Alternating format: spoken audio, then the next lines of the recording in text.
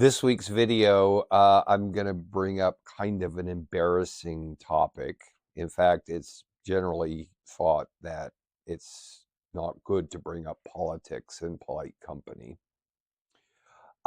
But it's something that we simply can't ignore because we are awash these days, and this year in particular, in political messages and political stories and political drama.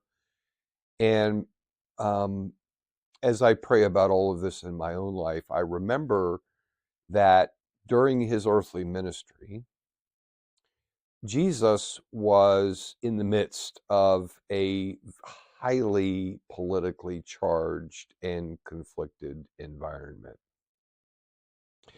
On one side, Jesus had the Roman Empire and all of the people of Judea, namely the leaders of Judea, who had fallen into collaboration with the Roman Empire. That's how the Roman Empire actually conquered the world, was not through war, but by going to the leadership in the territory that they desired and talking them into collaboration and support of the Roman Empire. And that's exactly what happened in Judea. That by the time that Jesus was born, the Roman Empire had won the support both of the king of Judea and of the priests of the high temple in Jerusalem.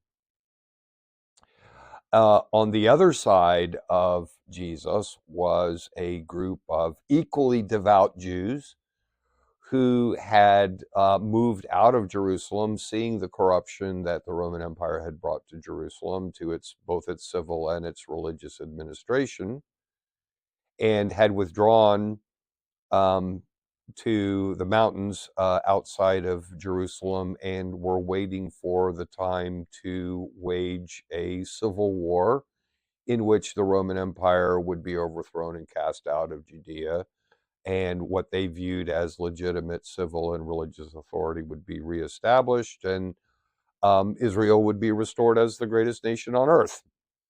And so during his earthly ministry, both of those political factions were present. Both of them made themselves known to Jesus. Both of them tried to talk Jesus into joining their side. And it's very illuminating and very consoling, actually, to understand how Jesus responded to that environment. And it was never to advocate for one side or the other. Jesus certainly could have done that, or he could have called down a host of 10,000 angels and ended the matter that way.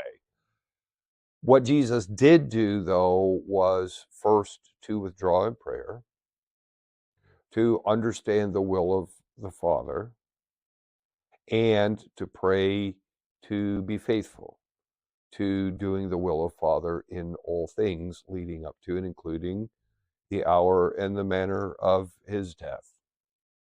And so, finding ourselves in similar circumstances, let us all continue to pray first that we will understand the will of the Father, and secondly, that we will have the wisdom and the perseverance and the faith and the love to carry out the will of the Father in our lives. In this and in all things, remember, God is who he says he is, you are who he says you are, and live the life that he made you to live.